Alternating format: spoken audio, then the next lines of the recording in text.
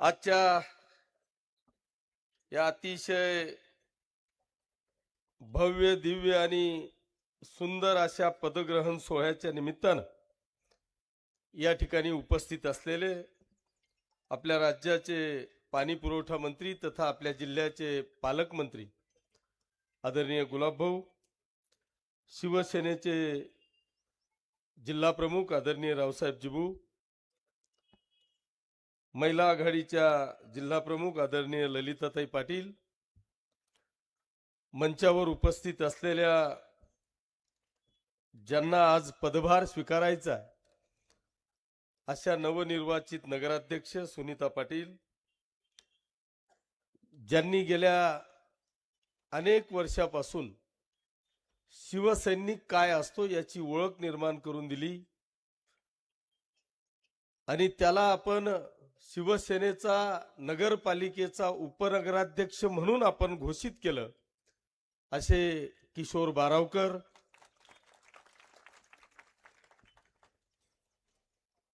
ज्याला माझ्या स्वप्नातला तो नगराध्यक्ष होता पण गट नेत्यावर थांबावं लागलं असा युवा सेनेचा सुमित, मंचावर उपस्थित असलेले सर्व सन्माननीय पदाधिकारी, नवनिर्वाचित नगरसेवक, सर्व सन्माननीय व्यासपीठ, समोर मोठ्या संख्येने उपस्थित असलेल्या सर्व माता भगिनी, बांधवांनो आणि मित्रांनो, पत्रकार बांधवांनो, मी पहिल्यांदा आपल्या सगळ्यांच्या वतीने नवनिर्वाचित नगराध्यक्ष आणि सर्व सन्माननीय नगरसेवकांचं मनापासून अभिनंदन करतो आणि त्यांना या भावी काळासाठी मनापासून शुभेच्छा देतो।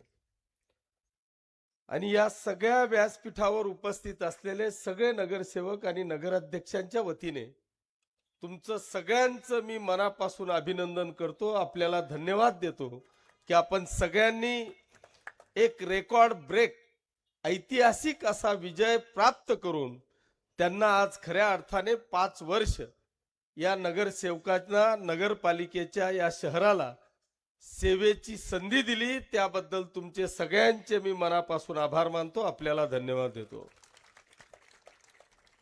बांधवांनो, मी गेल्या 25 वर्षापासून अनेक इलेक्शन लढतोय। खरं म्हणजे माहित नाही पण या पाचोरा आणि भडगाव मतदारसंघातल्या तमाम माता भगिनींचे आणि बांधवांचे, मतदार बांधवांचे मनापासून आभार मानतो, त्यांना मनापासून धन्यवाद देतो की हा किशोर अप्पा गेल्या 25 वर्षापासून कुस्त्या खेळतोय पण एकदाही त्यांनी किशोर अप्पाची पाठ लागू दिली नाही, त्याबद्दल या पाचोरा आणि भडगाव मतदारसंघातल्या तमाम जनतेचे मनापासून आभार मानतो। बांधवांनो, राजकीय कुस्ती आखाड्यातली कुस्ती वेगळी आहे, ती एकट्याने खेळायची असते, एकट्यानेच जिंकायची असते आणि एकट्यानेच पडायचं असतं, पण राजकारणातली कुस्ती मात्र एकट्याने खेळून जमत नाही। या किशोरप्पा सारख्या मल्लाच्या बाजूने हा तमाम मायबाप मतदार इतक्या खंबीरपणे उभा राहिला की त्यांनी राजकीय कुस्तीची पाठ या किशोरप्पाची लागू दिली नाही। हे खऱ्या अर्थाने हा माझ्या पाचोरा आणि भडगाव मतदारसंघातल्या तमाम जनतेचं, मतदार माता भगिनींचं, खरं म्हणजे तिच्या भाषणाच्या आधीच आम्ही तिघाई या परिवाराने शिवसेनेच्या परिवाराच्या वतीने नतमस्तक होऊन या पाचोरा आणि भडगाव तालुक्यातल्या तमाम जनतेचे आभार मानले। अनेक इलेक्शन झाली, अनेक इलेक्शन मध्ये आम्ही विजयी प्राप्त केला, पण हा विजय हा असामान्य असा विजय होता। या विजयाचं एक गणितच वेगळं होतं। या महाराष्ट्रामध्ये अनेक लोकांची अशी हवा आहे की त्यांच्या विरुद्ध माहित नाही, कोणी बोलायलाच तयार नाही। प्रश्न फक्त एवढाच होता की मांजरच्या गळ्यात घंटा कोण बांधेल। पण या किशोरप्पांनी तुमच्या सगळ्यांच्या भरोश्यावर नुसता घंटा भाजला नाही तर तुम्ही सगळ्यांनी त्याला इतका बदलला की त्याचा आवाज महाराष्ट्रापर्यंत पोहोचला। दंड ठोपटला, आणि तो दंड थोपटण्याचा पॅटर्न हा पूर्ण महाराष्ट्रामध्ये गेला. मला इतका अभिमान वाटतो की आता मी कुठेही उभा राहिलो की माझ्या समोर पोरं येताना पा ठोक एकदा, हा पॅटर्न तयार झाला. पण बांधवांनो, हा दंड थोपटणं किरकोळ गोष्ट नव्हती. तुमच्या सगळ्यांच्या विश्वासावर मला माहिती होतं की हा माझा परिवार आहे. जो आवाज मी ठोकलाय तो आवाज ही जनता खाली पडू देणार नाही याची मला 100% खात्री होती. त्याच्यामुळे असे कितीही आले तरी मी त्यांना घाबरणार नव्हतो याची मला 100% खात्री होती. पण मी आज अनेक जण सांगतात अरे जाऊ दे बाबा, त्यांच्या कुठे नांदी लागतो, ते ईडी फिडी कुठे मध्ये जेलमध्ये कुठे काय, कोणाच्या इन्क्वायऱ्या, कोणी म्हणे इन्कम टॅक्स, कोणी म्हणजे कोणता टॅक्स. पण मी त्यांना एकच सांगितलं, अरे या किशोर अप्पानी 9 वर्ष जेलच्या बाहेर नोकरी केलेली आहे, 2-1 वर्ष मध्ये करून घेईल. त्याच्यामुळे जेलच्या बाहेर राहणं काय आणि मध्ये राहणं काय, त्या श्रीकृष्णाचाही जन्म मध्येच झाला होता.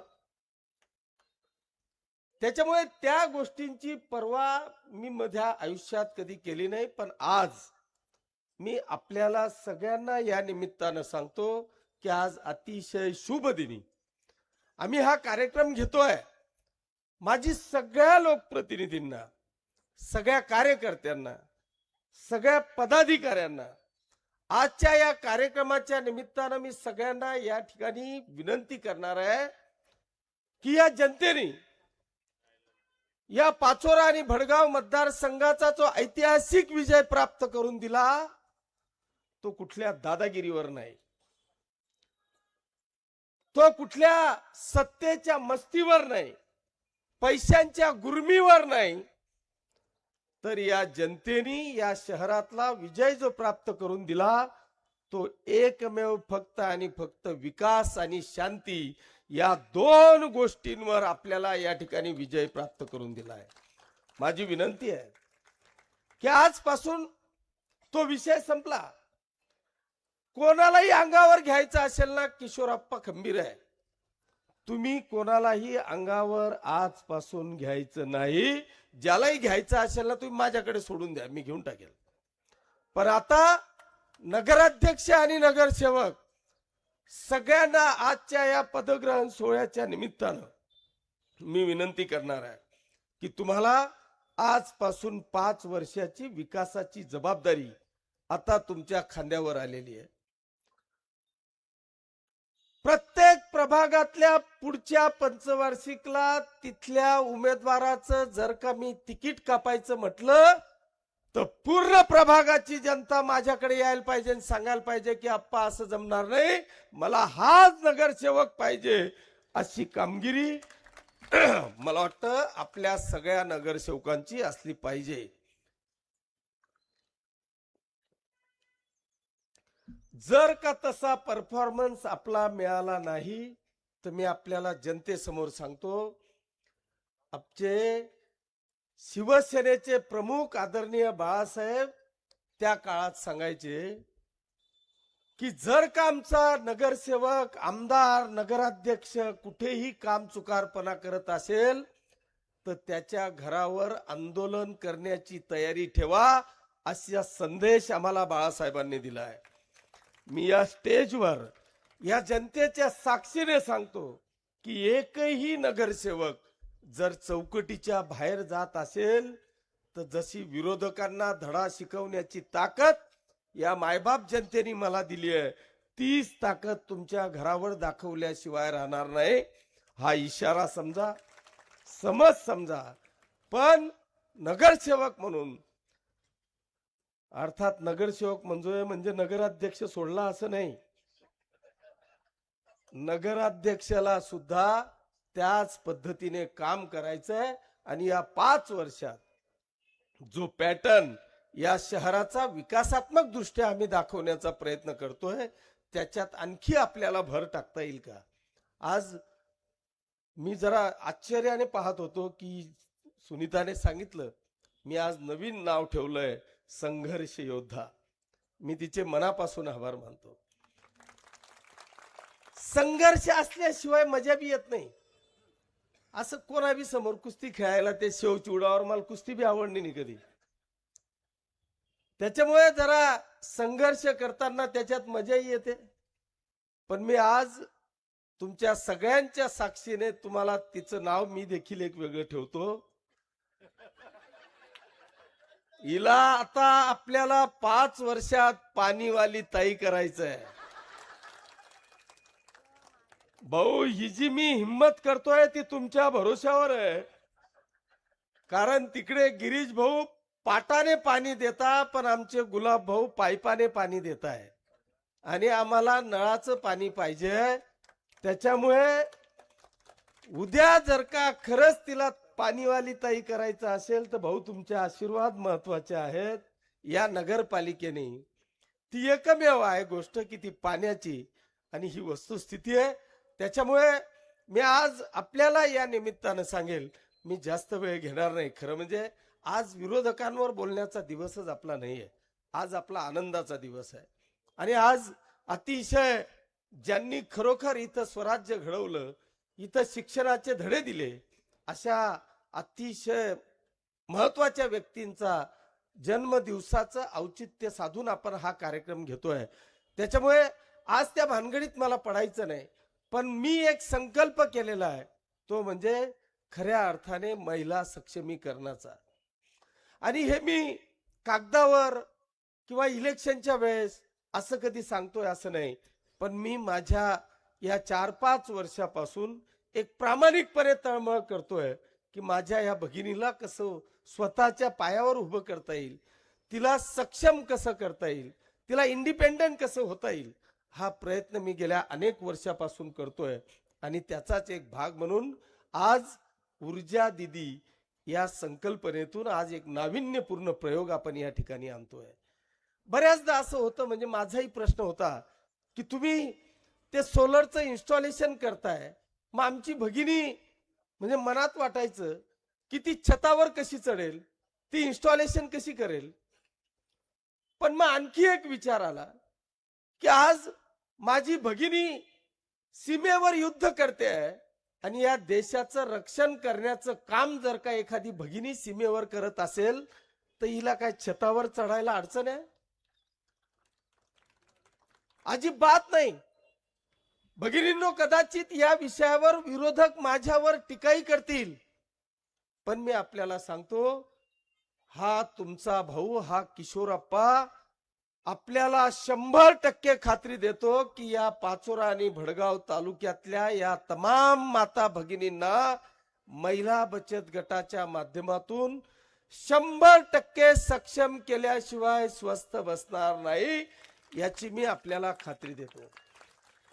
आज होणार नाही, पण एक दिवस असा नक्की येईल की ही 100% भगिनी या पाचोरा आणि भडगाव तालुक्यातली आपल्याला सक्षम झालेली दिसेल. हा तुमच्या लाडक्या भावाचा शब्द आहे. या आज ऊर्जा दीदीच्या माध्यमातून या ठिकाणी आलेलं आहे. थोडस मला माहिती आहे की माझ्या कार्यक्रमातली एकही भगिनी पूर्ण कार्यक्रम झाल्याशिवाय उठत नाही, कारण इथे पगारावर पैसे देऊन आलेल्या भगिनी नाही, तर ह्या प्रेमा खातर जीवा भावाच्या भावासाठी आलेल्या ह्या भगिनी असतात. त्याच्यामुळे अजिबात या भगिनी मला सोडून जाऊ शकत नाही, याची मला 100% खात्री आहे. पण तरी सुद्धा काही मर्यादा आहेत.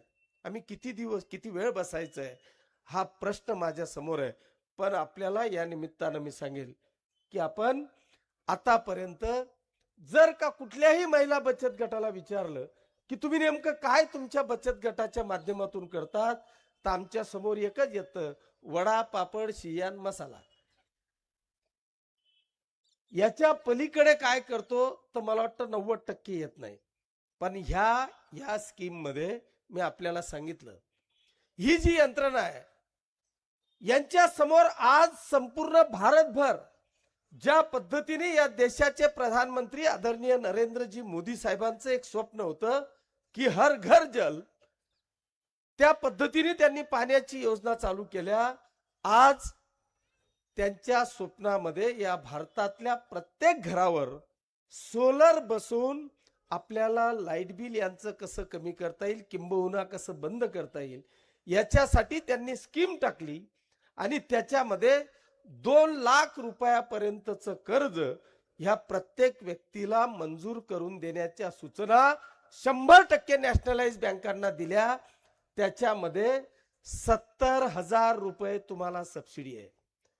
जर 3 केव्हीएचं जर का सोलर असेल, त्याच्यासाठी जर का 2 लाख रुपये खर्च असेल, तर 70,000 रुपये तुम्हाला सबसिडी येते. म्हणजे खर्च किती आहे? फक्त 1,30,000. हे 1,30,000 तुमचं काम काय आहे? मी ते नंतर घेणारच आहे, पण तुम्हाला शॉर्ट मध्ये सांगतोय, तुम्ही काहीच करायची गरज नाही. या महिला बचत गटांनी समजा शहरातल्या कमिशनवर एक सोलर बसवण्याकरता जर का यांना 25,000 रुपये प्रॉफिट मिळत असेल, लक्षात घ्या, एक सोलर बसवण्याकरता जर का यांना 25,000 रुपये बेनिफिट मिळत असेल, तर मी आपल्याला सांगतो त्या 25,000तले 15,000 रुपये तुमचे असतील आणि 10,000 रुपये कंपनी घेईल. बाकी पैसा सगळा तुम्हाला मिळेल.